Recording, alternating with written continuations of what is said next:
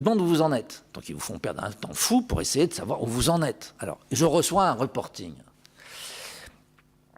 Pour répondre à la question qui m'est posée sur le délai dans lequel je vais avoir mon stock qui va être effectivement déposé en Roumanie pour faire la pièce de la voiture qui est faite en Roumanie, j'ai besoin de renseignements que lui, il a.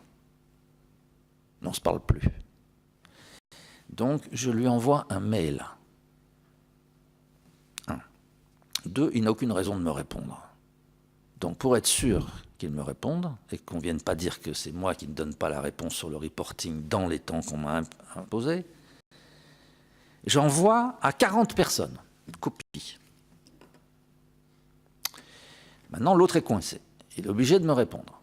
Et pour montrer qu'il a répondu, il renvoie à 40 personnes. Résultat, vous avez filé du boulot à 40 personnes 2 fois. Et vous avez vos trucs, et ça tombe. Et vous ne savez jamais si c'est important ou pas important, et si votre responsabilité, important ou pas important, c'est peut-être absolument pas important, mais votre responsabilité est-elle engagée ou pas? Donc vous êtes obligé de lire, donc vous perdez du temps. Alors là, le flux, vous en fabriquez, sauf que c'est complètement absurde.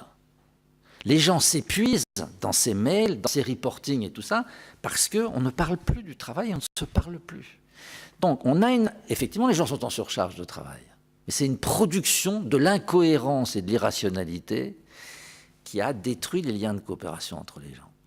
Maintenant, si ces gens se parlaient, si vous rétablissez les liens de coopération, un espace de discussion, le vrai espace de délibération, pas sur le reporting, mais bien sur la qualité du travail qu'on est en train de faire. Pas seulement pour dire ce que je fais bien, mais également pour dire mes doutes. C'est-à-dire quand je suis dans la réunion de staff, ou dans la réunion d'équipe, ou dans la synthèse, je dis, voilà, je suis bien embêté. Et je raconte mon problème.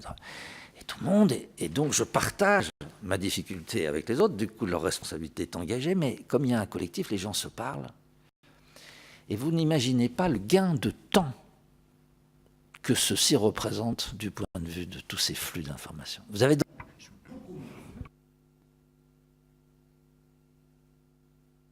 N'oubliez pas d'appuyer sur le... La perte de coopération, oui, excusez-moi, la perte de coopération, c'est une perte de productivité colossale, une perte de compétitivité colossale. Le modèle économique gestionnaire est faux.